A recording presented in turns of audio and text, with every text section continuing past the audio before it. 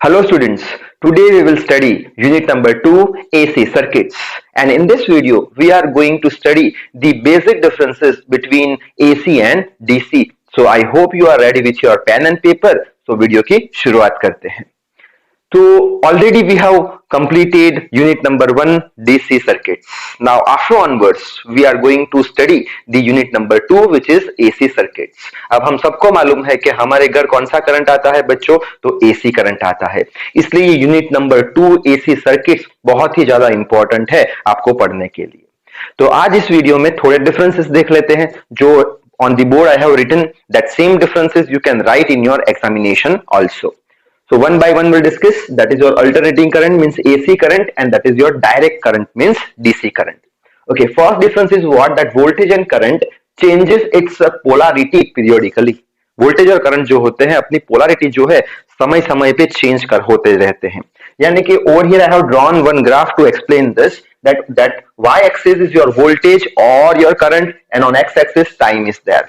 So this type of sinusoidal curve you have to draw for the case of AC current या alternating current. Over here you can see यहाँ पे क्या हो गया, plus polarity यानी zero से बड़ा करंट प्लस आया, बाद में जीरो आया, फिर माइनस आया, फिर जीरो, फिर प्लस, फिर ऐसे करके ये अपनी पोलैरिटी जो है समय के साथ चेंज करता रहता है.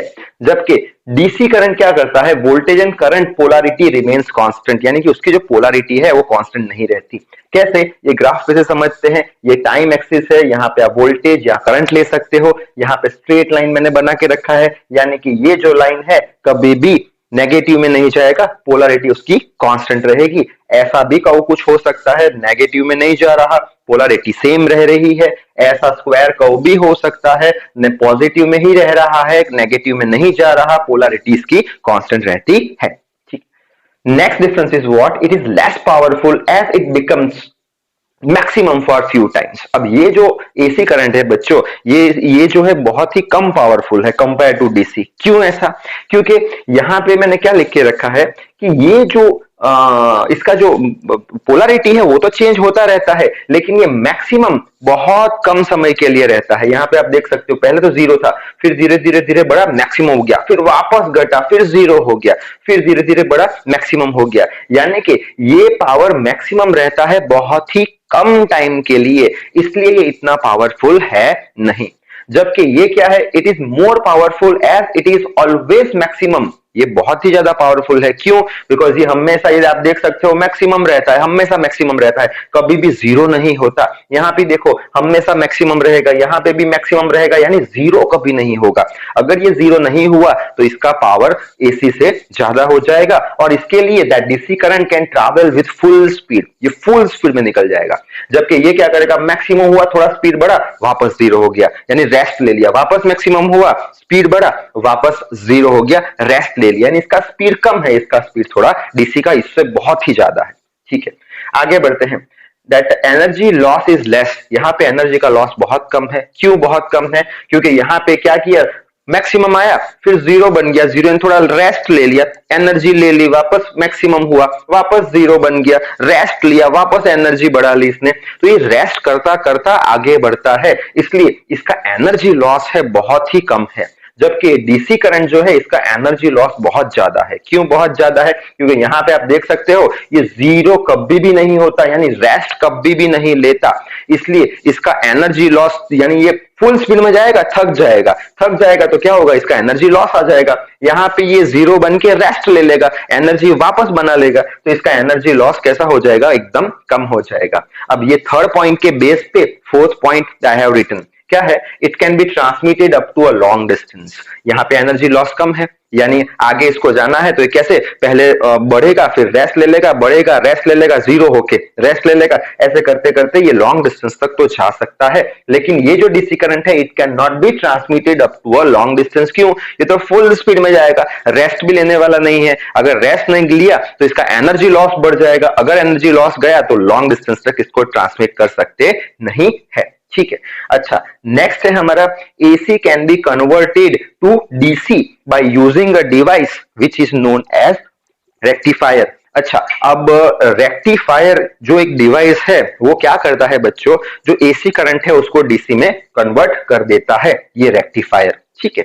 अच्छा, अब आपको मालूम है कि आपके घर में एसी करंट आता है, लेकिन आपकी जो मोबाइल फोन की जो बैटरी है उसको चार्ज करने के लिए आपको डीसी करंट चाहिए। तो उसके लिए आप क्या करते हो, आप एक चार्जर का यूज करते हो, इस तरह का चार्जर आप यूज करते हो। ये चार्जर क्या है बच्चों, ये चार्जर है रेक्टिफायर। ये कैसे काम करता है, जब इसको आप प्लग में डालते हो, यानी ये जो ब्लैक पोर्शन है इसके अंदर क्या है, रेक्टिफायर है, इसके अंदर एसी जो करंट है वो डीसी में कन्वर्ट हो जाता है, और बाद में यहां से ये डीसी करंट किस में जाता है, मोबाइल में जाता है। तो एसी को डीसी में कन्वर्ट करने के लिए रेक्टिफायर का यूज होता है। और उसी तरीके से DC can be converted to AC by using a device known as inverter. अब इन्वर्टर एक ऐसा डिवाइस है जो डीसी को एसी में कन्वर्ट करता है। जैसे कि आपको मालूम है घर में एसी करंट आता है और घर में इन्वर्टर भी लगा होता है।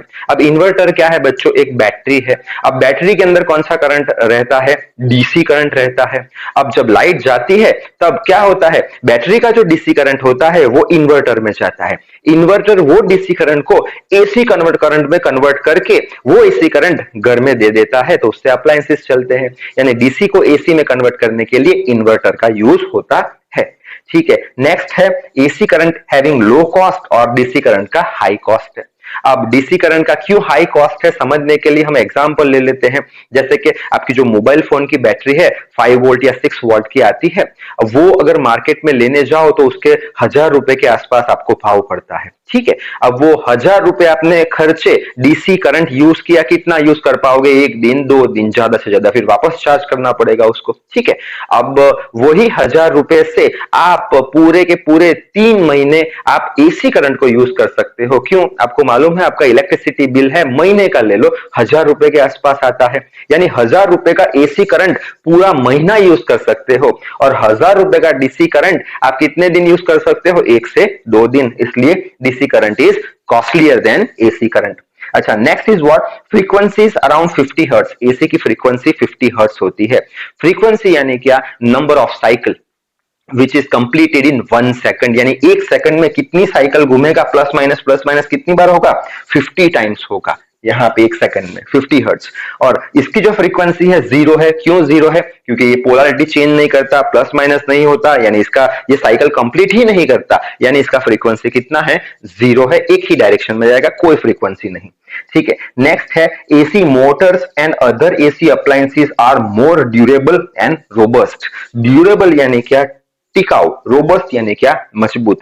जो एसी अप्लायंसेस है, एसी मोटर जैसे, वो बहुत मजबूत होते हैं और टिकाऊ भी होते हैं। क्यों, क्योंकि एसी करंट कैसा हमने बोला था, एसी करंट लेस पावरफुल है। अगर ऐसा लेस पावरफुल करंट आप डिवाइस में डालोगे तो वो डिवाइस के जो इंटरनल पार्ट है that may not be damaged, तो लंबा चलेंगे, ड्यूरेबल रहेंगे। और उसी तरीके से ये डीसी की बात करें तो DC motor and other DC appliances are less durable and robust. वो बहुत ही कम टिकाऊ है, कम मजबूत है। क्यों, क्योंकि डीसी करंट मैंने कैसा बोला था, डीसी करंट बोला था मोर पावरफुल। अब ऐसा मोर पावरफुल वाला करंट अगर अप्लायंसेस में डाला आपने तो उसके अंदर के जो इंटरनल पार्ट्स है दैट मे बी डैमेज्ड। ठीक है, अच्छा, और लास्ट में इसका सिंबल है, ये एसी करंट का सिंबल ऐसे करके आप ऐसे बना सकते हो। और डीसी करंट का सिंबल तो आप ऑलरेडी पढ़ चुके हो, जिसमें एक बैटरी का साइन आता है, प्लस माइनस आता है और प्लस में से करंट निकलता है। तो ये सारी बात हो गई बच्चों एसी और डीसी के डिफरेंसेस की। Now will meet in the next video with a new topic based on the chapter और unit number 2 AC circuits. So till then, read hard, work hard. Thank you very much.